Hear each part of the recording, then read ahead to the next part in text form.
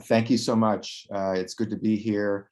And on one hand, I'm sorry that we have to be here. We shouldn't have to have a bunch of local elected officials come together to say things that folks in Sacramento already know are important. But nevertheless, there's a lot of good work happening in our state. California has been a leader in terms of combating the climate crisis. With AB 32 passed over 16 years ago, the state's Renewable Portfolio Standard and other clean transportation efforts, California is probably doing more than most states in terms of being a leader in the climate crisis. And since California is the fifth largest economy in the world, larger than most countries around the world, what we do in California not just is a model, or could also just be not only a model for other states and communities, but can be a model for other countries. But that model has to be as strong as possible, and we're not quite there yet.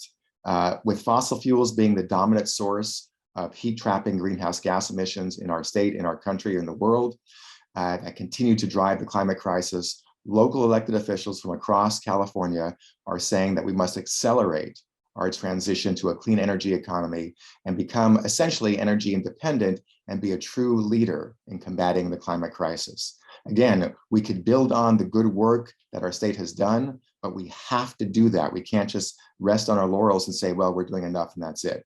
As we know, the IPCC, Intergovernmental Panel on Climate Change of the United Nations, which says that nations, including subnational governments, need to accelerate their plans to transition off of fossil fuels to retain any hope of reducing the most serious impacts of climate change on our planet. And if we take the time, it's time now, and if we do that, to accelerate our transition off our dependency on dirty fossil fuels, we'll be able to improve our environment, improve the health of our residents, and in many cases, actually save money for our communities and our residents. As the fifth largest economy in the world, our state lawmakers need to push forward on the opportunity to pass SB 1020. I believe it's by Senator Laird from the Santa Cruz area, the Clean Energy, Jobs, and Affordability Act of 2022, which will help enhance our climate goals, protect workers, and ensure that California continues to be a global climate leader.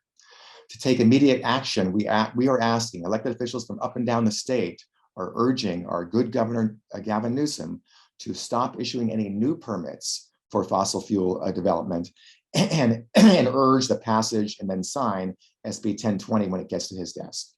I want to say a little bit about the California Air Resources Board. I was very involved in the AB 32 battle to create that law and the first scoping plan that came from that, which outlines the climate actions that will happen or are supposed to happen in our state.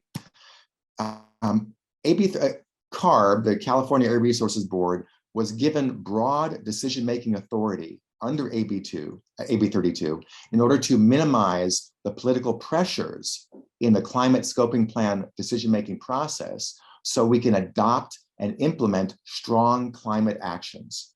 So I have to say, while CARB has done some good work and there are some good elements in the latest scoping plan, I am disappointed that what appears to be that CARB would let the very pressures that they are supposed to be insulated from lead them to propose what I think is an insufficient plan, which may have some good elements, but an insufficient plan that clearly needs to be strengthened before it's adopted. CARB must adjust their scoping plan to reflect the needs of all of us up and down the state and realize that their job one, is to make sure that the scoping plan is implemented and that it can be done in a manner that has the actions necessary to truly achieve the emission reductions that we have to achieve to be a leader in our country and around the world. We're not quite there yet. We urge CARB to take stronger action, and we urge the legislature to pass SB 1020 and get that bill to the governor's desk as soon as possible. Thank you so much.